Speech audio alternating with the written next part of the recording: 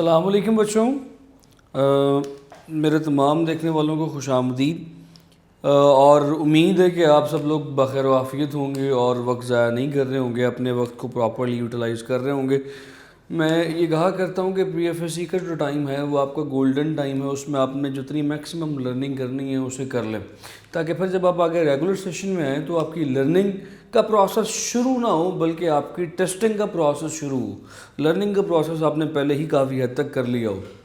सो इस टाइम से जितना मैक्सिमम तौर पे आप फ़ायदा उठा सकते हैं, बेनिफिट कर सकते हैं, ये करेंगे आपके लिए बेहतरीन सुनहरी चांस है, गोल्डन चांस है आपके लिए।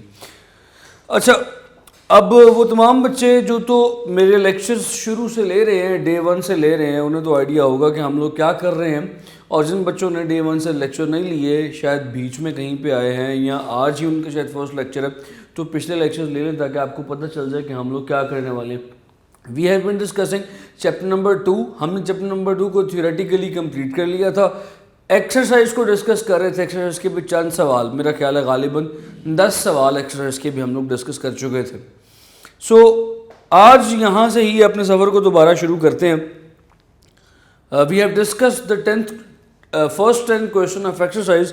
Let's discuss 11th one. मैं 11वां सवाल पढ़ने लगा हूँ। तरीका आपको पता है क्या? बुक्स आपने अपनी अपने सामने रखनी है और साथ साथ सॉल्व करते जाना, साथ साथ लिखते चले जाना। न्यूमेरिकल्स के बारे में मैं आपको बता चुका हूँ। न्यूमेरिकल्स के लिए आपने क्या करना है, जब न्यूमेरिकल्स आप शुरू करेंगे तो न्यूमेरिकल्स में you have to solve all the numericals.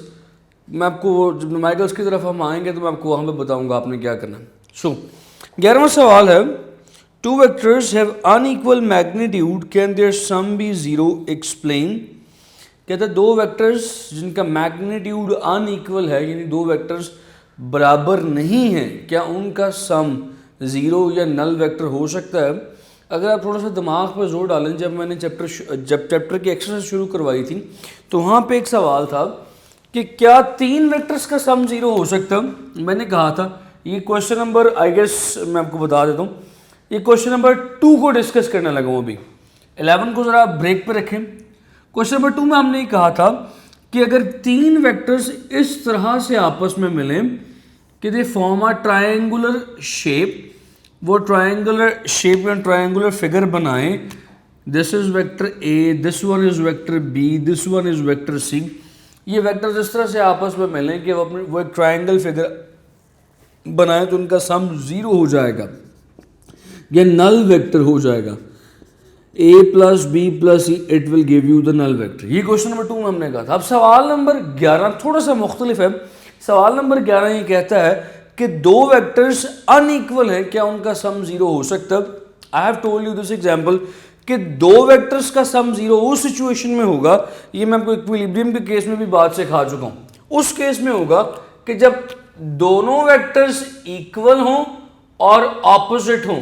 For example, ये जो ऊपर वाला वेक्टर है, लेट्स से इट इज वेक्टर ए, जो नीचे वाला वेक्टर है, लेट्स से इट इज वेक्टर बी, दोनों बराबर हैं और ऑपोजिट हैं। जब आप इनको ऐड करेंगे तो ये कैंसिल हो जाएंगे।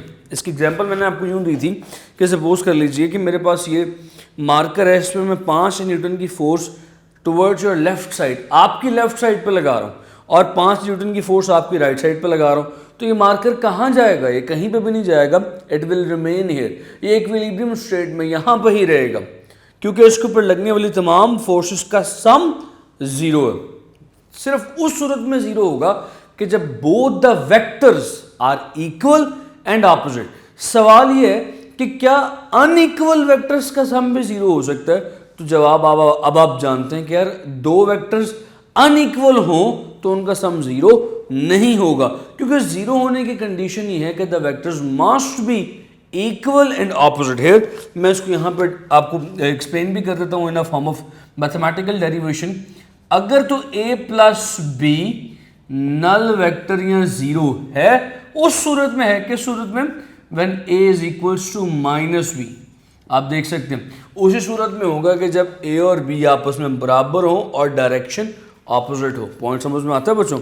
जहन में रखिएगा। अगले सवाल की तरफ बढ़ते हैं। Question number 12।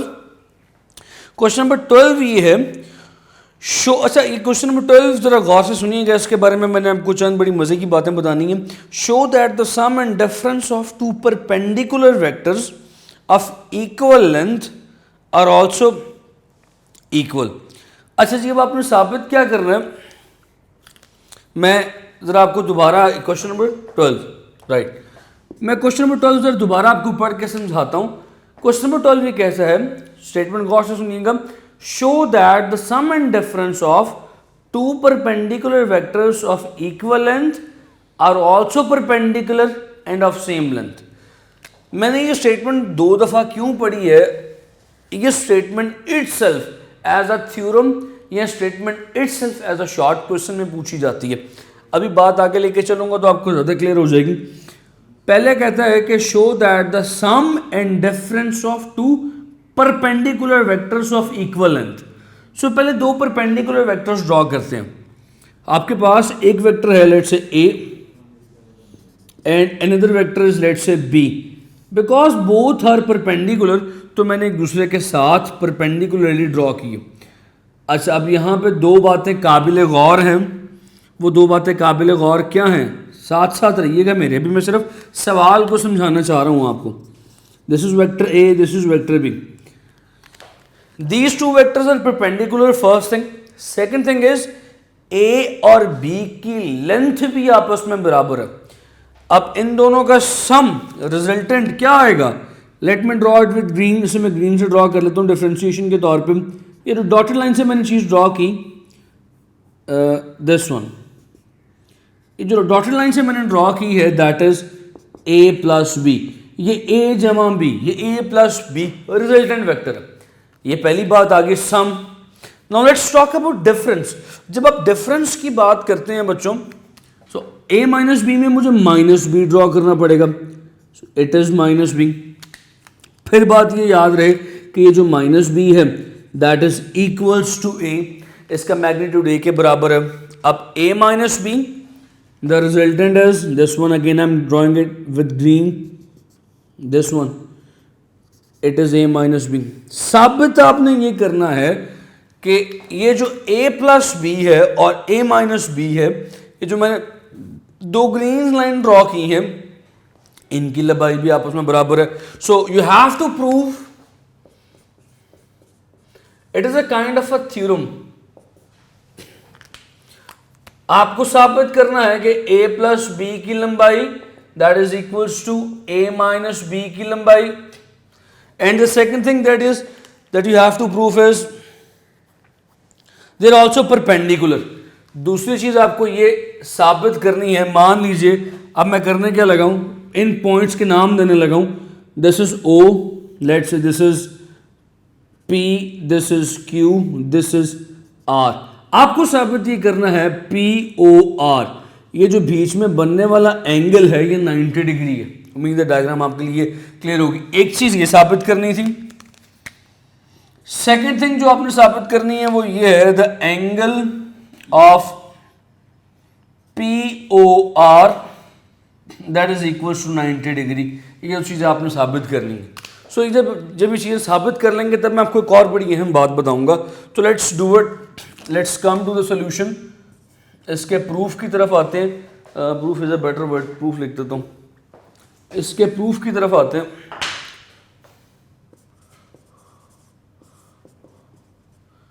अच्छा देखो यार, सबसे पहली चीज ये जो a प्लस बी है इसका मैग्नीट्यूड कैसे फाइंड किया जाएगा।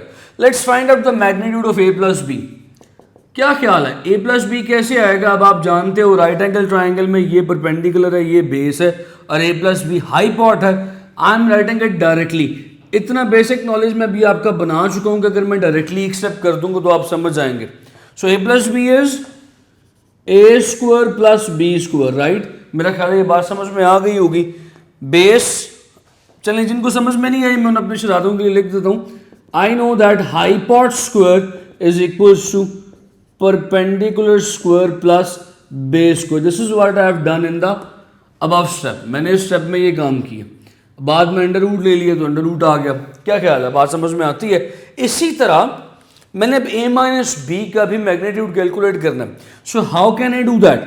ए माइनस बी इज मैग्नीट्यूड, वो किस तरह से आएगा देखो जरा।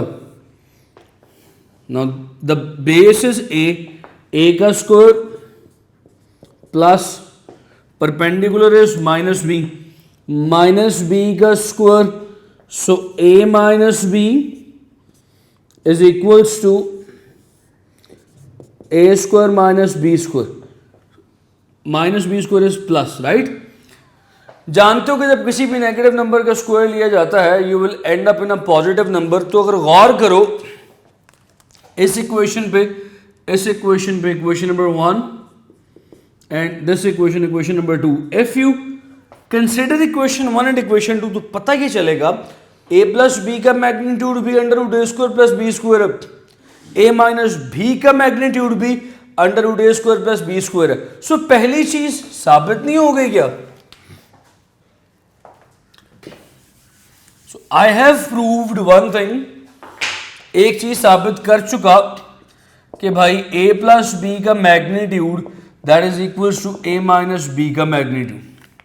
ये सारी डेरिवेशन इसलिए करवा रहा हूं, शॉर्ट क्वेश्चन अगर आए तो डेरिवेशन लिखनी है, भागना नहीं है इसे।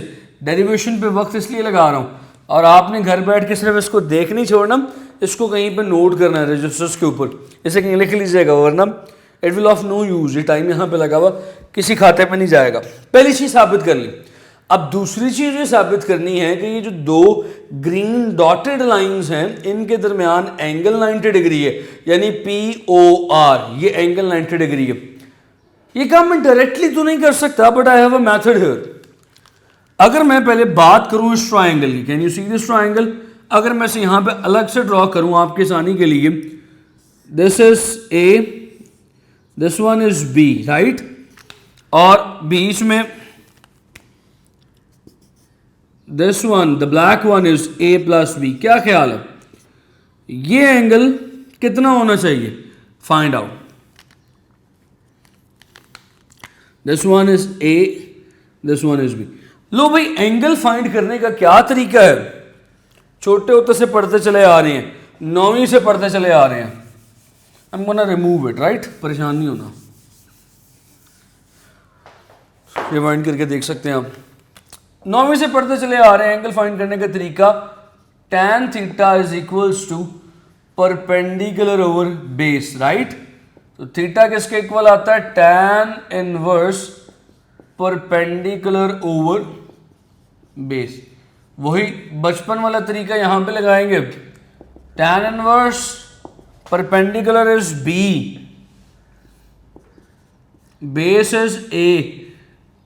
अब आपको वो क्वेश्चन में बता चुका है, अगर आप क्वेश्चन की स्टेटमेंट दोबारा देखें, sum and difference of two perpendicular vectors of same length, यानी कि इट इज गिवन, ये बात गिवन है कि ए की लेंथ बी की लेंथ के बराबर है। I am talking about length, so मैं इसको मिटा देता हूं। इन दोनों की लंबाई, इन दोनों का मैग्नीट्यूड आपस में बराबर है, सो ये लिखा जा सकता है। अगर ये लिखा जा सकता है तो भाई ए और बी आपस में कैंसिल हो सकते हैं और जवाब आ सकता है tan inverse 1। Do you know what is tan inverse 1? 45 degree. यानी ये वाला एंगल इस डायग्राम पे, ये वाला एंगल कितना हुआ? 45 डिग्री। अब याद रहे इसी के नीचे मिरर डायग्राम, इसी की रिफ्लेक्शन एक और थी जो मैंने पहले ड्रॉ की थी, तो अब उसी को ड्रॉ करता हूं दोबारा।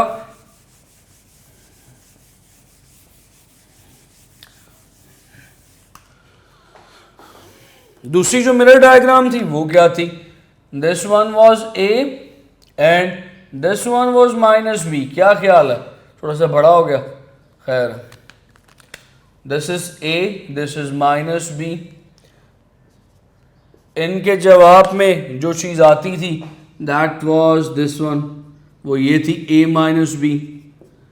अब आपने ये एंगल कैलकुलेट करना है थीटा, तो कोई प्रॉब्लम नहीं, you will use the same method, tan inverse perpendicular over base. Same method बच्चों, सेम, कोई डिफरेंस नहीं है। tan inverse perpendicular is b over a। मैं यहां पे b का साइन इसलिए नहीं लगा रहा because I need a magnitude, just मुझे साइन लगाने की जरूरत नहीं है। tan की वैल्यू विदाउट नेगेटिव साइन भी सेम आती है। So theta is equals to, कट गया क्योंकि ए और बी का मैग्नीट्यूड आपस में बराबर है, tan inverse 1 theta is equals to 45 degree. So ये वाला एंगल भी कितना आ गया 45 डिग्री। तो जब इन दोनों डायग्राम को आपस में मिलाया, एक मेरे पास ये था ऊपर वाली, एक नीचे वाली डायग्राम, फाइनली आखिरी इमेज बना रहा हूं। It was A plus B, it was A minus B. तो यार देखो, this angle is 45, this angle is 45, the total 45 not 450, total angle will be 90 degree. तो देखो यार, मैंने ये बात भी साबित कर दी बच्चों कि total angle POR, I guess यही नाम था उसका, ये भी 90 डिग्री है। सो दोनों चीज़ें हमने साबित कर दी। क्या चीज़ साबित की? The sum and difference of two perpendicular vectors is equal, a plus B was equals to a minus B, पहली बात, and the angle between them and the sum and difference, ये दोनों जो आपस में ये क्या है, परपेंडिकुलर है। सो मैंने शुरू में कहा था कि इस सवाल के एंड पर मैं एक और बड़ी मजे की चीज बताऊंगा, वो ये है कि बाज़ औक़ात यही स्टेटमेंट MCQ में पूछी जाती है। कैसे? The sum and difference of two perpendicular and equal vectors is, option में perpendicular equal, parallel equal, perpendicular unequal, parallel unequal. तो कौन सी ऑप्शन आप पकड़ेंगे? परपेंडिकुलर एंड इक्वल की। बात समझ में आती है बच्चों? सो ये चीज़ है जिस पे आपने गौर करना है, जिसे आपने अपने जहन में रखना है। सो दिस सवाल वी हैव डन इट। उम्मीद है कि आपने लिख लिया होगा, नहीं लिखा तो अपने अंदर के ज़मीन को थोड़ा सा जगाएं और वक्त ज़ाया ना करें, इसे लिख लें।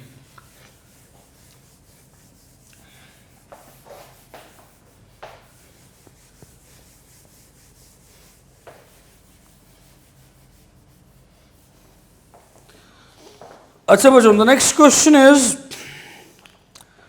how would the two vectors of the same magnitude have to be oriented if they were to combine to give the resultant equal to the vectors of same magnitude? इस सवाल को ज़रा इंपॉर्टेंट मार्क करें और सवाल की statement को ज़रा दोबारा समझें।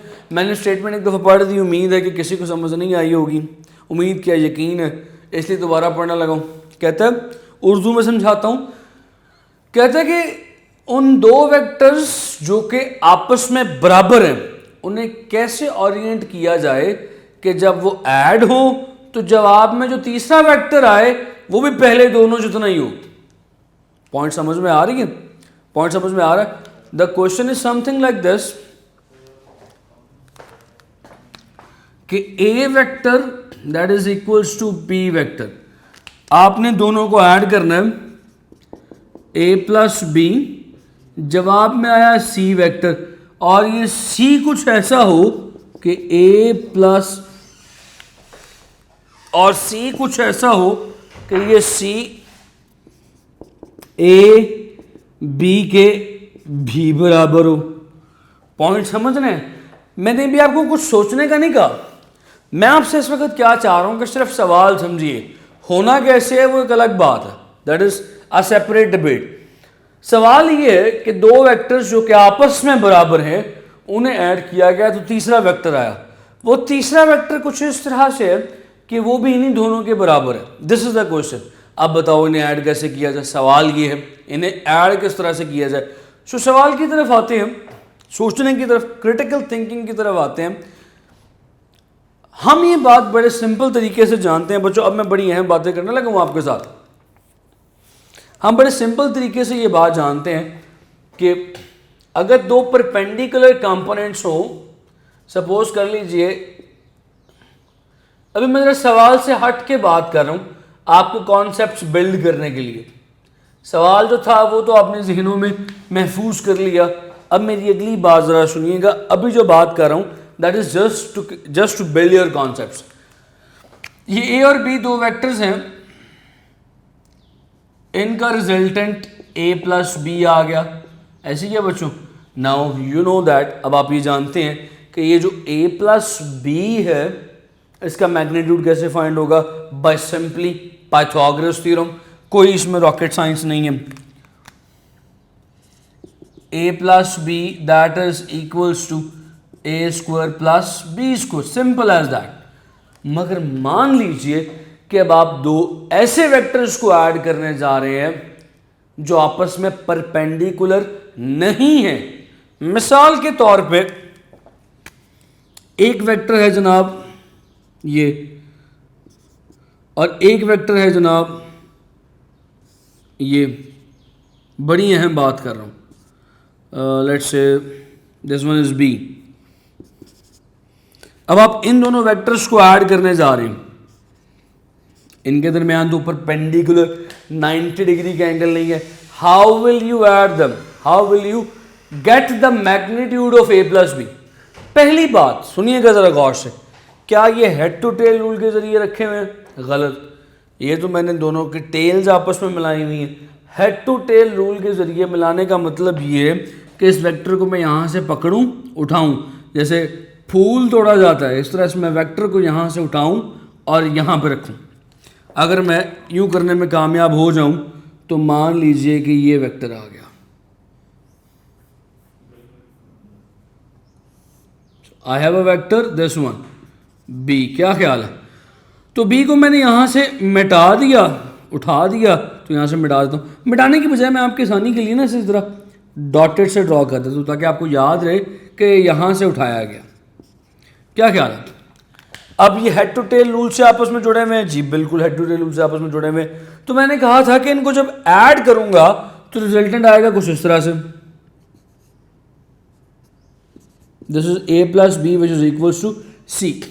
अब कंडीशन सोचें क्या है? ए बी और सी आपस में बराबर है।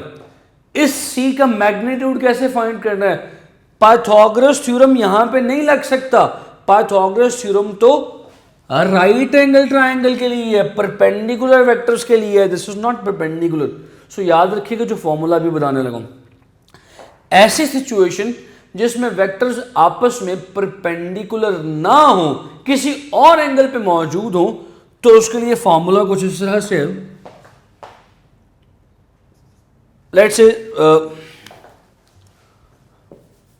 रिजल्टेंट इज सी, तो C is equals to under root A square plus B square plus 2a b into cos of theta. हमारा ऑब्जेक्टिव ये थीटा कैलकुलेट करना है। कंडीशंस हम जानते हैं कि a b और c सारी बराबर है, तो बजाय a b c लिखने के I can write small a है, क्योंकि सारे बराबर हैं। ये तफरीक ख़त्म करना मेरे लिए ज़रूरी है, लिहाजा मैं ना ए लिखूंगा, ना बी लिखूंगा, ना सी लिखूंगा, ना राइट स्मॉल ए लिखते हैं। दिस सी भी वही स्मॉल ए है, under root this small A square plus small B small A square plus 2 into small A cos of theta. I need little calculation है, लिटिल सोल्यूशन है। तो करते हैं जी, A square plus A square, this A is equals to under root 2a square plus 2a square cos of theta. ज़रा यहाँ पे under root से जान छुड़वाने के लिए दोनों साइड्स पे स्क्वायर ले लीजिए। A square is equals to 2a square plus 2a square cos theta. क्या ख्याल है?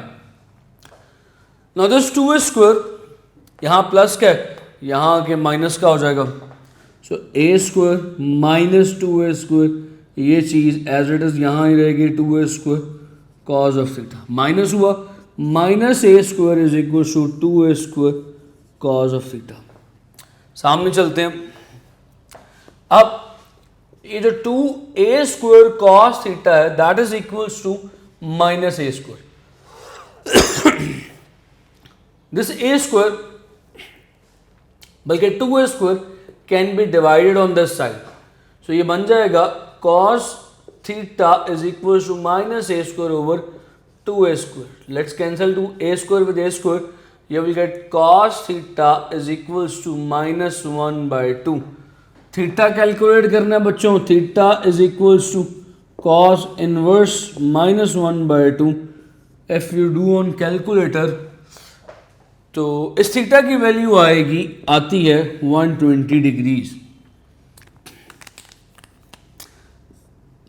लो जी, इस 120 डिग्रीज का मतलब क्या है बच्चों, ये समझ लो, बस सवाल खत्म हो जाएगा. इस 120 डिग्रीज का मतलब ये है कि दोनों वेक्टर्स ए और बी आपस में 120 डिग्रीज पे पड़े हुए थे. मैंने शुरू में ये वेक्टर ऐसे ड्रॉ किया था ना. इसका मतलब ये है कि ये ए और बी दोनों वेक्टर्स आपस में 120 डिग्रीज पे पड़े हुए थे. फिर मैंने इसको यहां से उठाया और उठा के यहां पे लगा दिया. इफ दिस एंगल वॉज, जैसे ये 120 है ना तो ये भी 120 होगा. परेशान नहीं होना, बेसिक मैथमेटिक्स है. फर्स्ट ईयर में आ गया, मैं कुछ चीज़ें अज्यूम कर रहा हूँ कि अब आपको अब पता होंगी. तो इंटरनल एंगल, ट्राइंगल का इंटरनल एंगल कितना होगा? इफ दिस इज 120 पूरा 180 होता है. This one is 60 degree, this one is 60 degree, और ये ग्रीन के साथ जो एंगल बनेगा ये भी 60 डिग्री है. सो ये कौन सी ट्राइंगल बन गई जिसमें तीनों एंगल 60 के हों और तीनों साइडें बराबर हों? This is called as equilateral triangle. In simple words आखिर में आप ये कहेंगे कि वो तीनों वेक्टर्स बराबर हों, तो शर्त ये है कि ट्राइंगल बनने के बाद उन तीनों वेक्टर्स के दरमियान एंगल 60 डिग्री हो और वो एक इक्विलैटरल ट्राइंगल हो. ऐसी ट्राइंगल जिसकी तमाम साइडें, तीनों साइडें बराबर हैं. ये सिर्फ, जुमले पे गौर करना है, ये सिर्फ और सिर्फ उस शर्त पे हो सकता है जब ए और बी के दरमियान असल एंगल शुरू में 120 डिग्री हो, जो आपने फाइंड किया. This is called orientation. Orientation का जुमला मैंने लफ्ज़ पहले भी यूज़ किया है. अगर आप लेक्चर सुन रहे हैं सारे शुरू से गौर से, ओरिएंटेशन का मतलब मैंने बताया था हाउ दे आर प्लेस्ड, उन्हें कैसे रखा जाए, वो कैसे पड़े हुए हैं. This is called orientation. So now you know the orientations of these three vectors who are equal in magnitude. Point समझ में आता है बच्चों? एक सवाल पे एक ज़्यादा देर इसलिए लगा रहा हूँ ताकि आप तमाम चीज़ें ज़रा अच्छी तरह समझ आएँ, तमाम चीज़ें अच्छी तरह ज़रा पिक कर लें, नोट कर लें. हर सवाल पे कहने की ज़रूरत नहीं पड़नी चाहिए. हाथ पे हाथ रख के नहीं बैठना, नोट कर लें, नोट करते जाएं साथ साथ. Make your own notes. अच्छा जी, अगला सवाल ये है कि the two vectors to be combined have the magnitudes 60 newtons and 35 newtons. दो वेक्टर्स हैं जिन्हें कंबाइन किया जा रहा है, ऐड किया जा रहा है. मान लें कि एक वेक्टर जो है वो 60 न्यूटन्स का, दूसरा वेक्टर जो बी है वो 35 न्यूटन्स का. Pick the correct answer from those given below and tell why is it the only of three that is correct. Okay, fine. Options जो given है, मैं सवाल आपको समझाता हूँ. उसके बाद एक ऑप्शन है 100, 70 और 20. 100, B option is 70 Newton, C option is 20 Newton's. चलें सवाल की तरफ आते हैं, जरा सवाल समझिएगा. कहता है दो वेक्टर्स हैं, तवज्जो चाहता हूं, 60 न्यूटन एंड 30 न्यूटन, इन्हें ऐड किया जा रहा है और जवाब इनमें से कोई हो सकता है, बताएं क्या? या 100 या 70 या 20.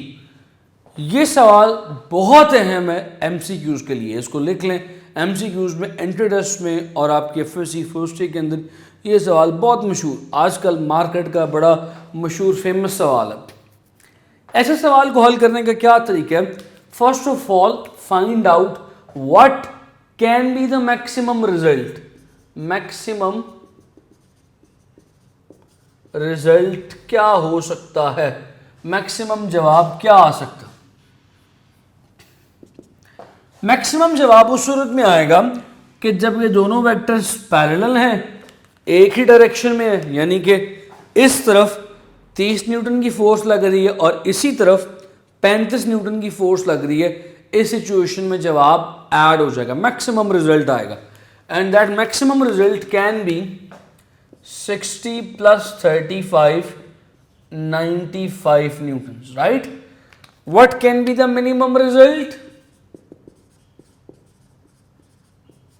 मिनिमम रिजल्ट क्या होगा, बता दूं।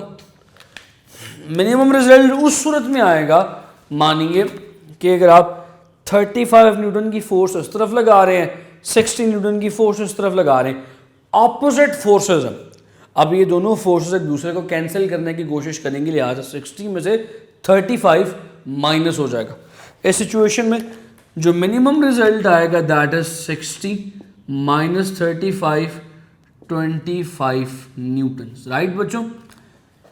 यानी आपके पास रेंज आ गई कि इस सवाल का मैक्सिमम जवाब 95 आ सकता है, मिनिमम जवाब 25 आ सकता है।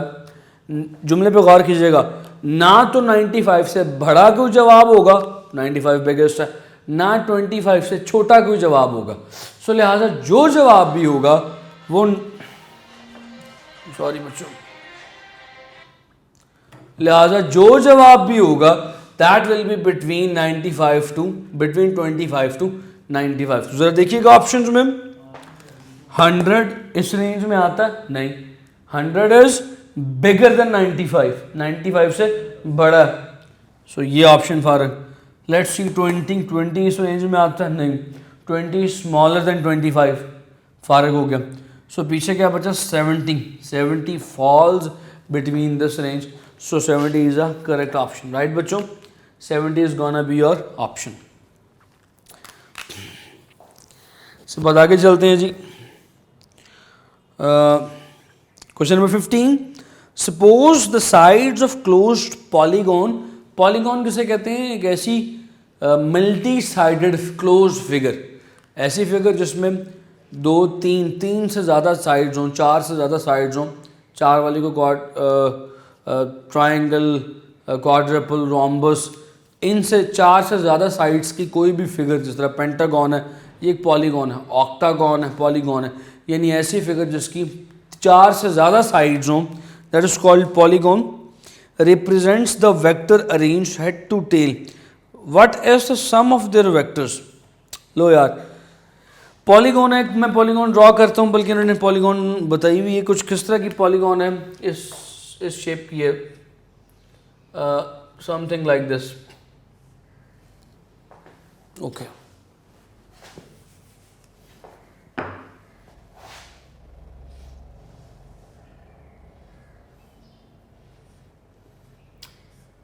Something like this,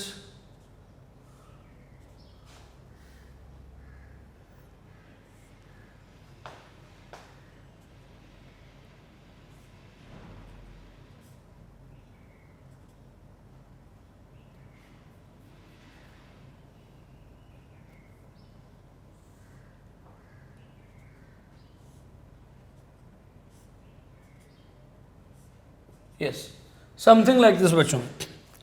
I'm not good at drawing, I've told you before, A B C D E F G H and yes, ये सारे के सारे वेक्टर्स हैं जो कि हेड टू टेल रूल से एडेड हैं, यानी A से लेके H तक सारी वेक्टर्स हैं।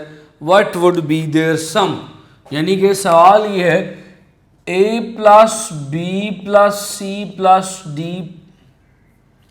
Plus E plus F plus G plus H, if you will add all these vectors what would be their resultant, जवाब क्या आएगा। तो देखो यार, जब एक्सेल शुरू करवाई थी तो दूसरा सवाल वो ट्रायंगुलर सम वाला मैंने आपको बताया था कि जब भी क्लोज फिगर बन रही हो, in the case of close figure the sum is always null vector, sum हमेशा नल वेक्टर आता है, क्योंकि रिजल्टेंट की जगह ही नहीं बचती इस पूरी की पूरी फिगर में, रिजल्टेंट की जगह ही नहीं बचेगी, so the sum would be a 0 null vector, right बच्चों।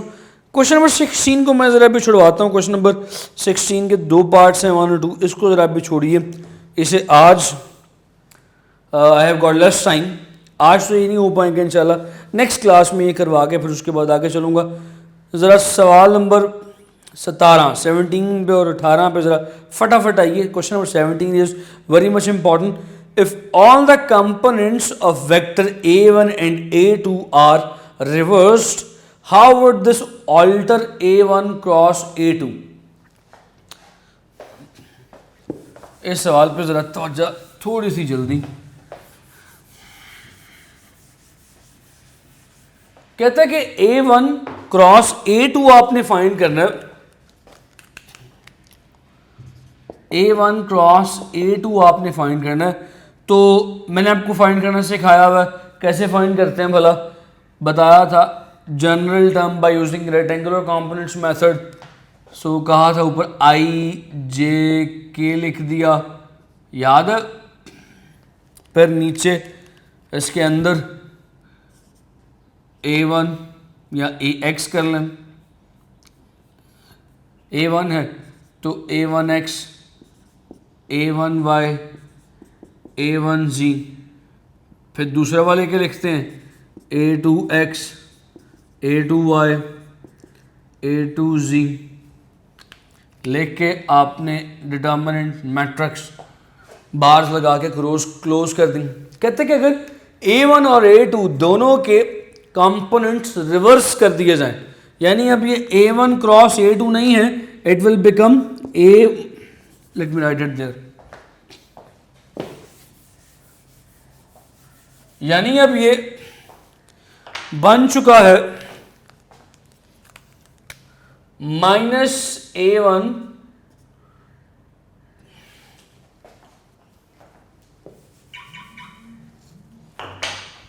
-A1 cross -A2। So what will happen बच्चों, आपने क्या करना है, IJK will remain as it is they are. अंदर वाले कंपोनेंट्स को रिवर्स कर दें, ये बन जाएगा A1X minus A2X because A1Y minus A1Z, क्योंकि देखें ना कंपोनेंट्स रिवर्स हो गए ना। यहां पे minus A2X minus A2Y minus A2Z, components are reverse. अब ऐसी सिचुएशन में सॉल्व कैसे करेंगे? चैप्टर नंबर 3 मैट्रिक्स मैथमेटिक्स वाले बच्चे जो प्री इंजीनियरिंग के है वो तो पढ़ लेंगे, और जो बायो वाले वो नहीं पढ़ पाएंगे, उन्हें मैं बता देता हूँ how would you do. Matrix का एक असूल है, आप हर एक रो में से नेगेटिव को कॉमन ले सकते हैं। So you will take negative common from both sides, negative will be taken as common, minus minus बाहर आ गया, मल्टीप्लाई होके minus minus this minus this minus and this minus, क्या होता है, दो नेगेटिव नंबर्स को मल्टीप्लाई करें क्या जवाब आता है, you will get a positive number. लिहाजा A1 cross A2 that is equals to minus A1 cross minus A2। The answer, the जवाब विल रिमेन सेम, इस पर कोई फर्क नहीं पड़ेगा। सो याद रखिएगा, अगर क्रॉस प्रोडक्ट के अंदर दोनों वेक्टर्स के तमाम कंपोनेंट्स को रिवर्स भी कर दिया जाए तो वेक्टर्स के मैग्नीट्यूड पे, क्रॉस प्रोडक्ट पे कोई फर्क नहीं पड़ता, इट रिमेन सेम। इसके बाद आगे चलते हैं जी। The next question is name the 3 conditions that could make A1 cross A2 is equals to 0. The last question that I'm going to discuss today is आज के लिए जो आखिरी सवाल डिस्कस करने जा रहा हूँ,